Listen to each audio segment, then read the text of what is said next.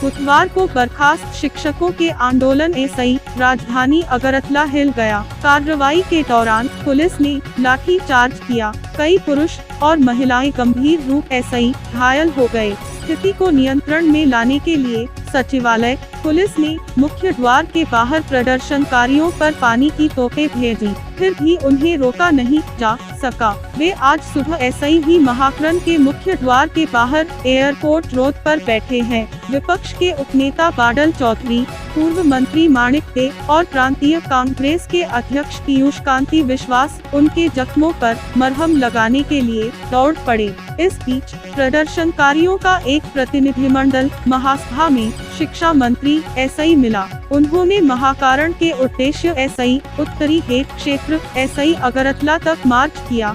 Police ने रास्ते में सर्किट हाउस इलाके में उन्हें रोकने की कोशिश की, लेकिन उन्होंने पुलिस के सभी प्रतिरोधों को तोड़ दिया और आगे बढ़ने की कोशिश की। उन्हें रोकने में असमर्थ पुलिस ने बैटन चार्ज शुरू कर दिया।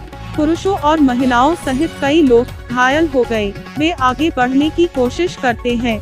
वाटर कैनन लाने में कोई फायदा नहीं हुआ। इस दिन हजारों बर्खास्त शिक्षक महाकरण के मुख्य द्वार के बाहर सड़क पर बैठ गए। खबर मिलते ही सीपीएम और कांग्रेस में हड़कंप मच गया। बर्खास्त किए गए शिक्षकों में एसआई कई ने भर्ती प्रक्रिया में भाग लिया, लेकिन सरकार बदलने के बाद उन पदों को रद्द कर दिया गया। बर्खास्त शिक्षकों के आंदोलन के लिए समर्थन व्यक्त करते हुए विपक्षी उपनेता ने कहा कि वर्तमान सरकार सभी को नौकरी देने के लिए प्रतिबद्ध है।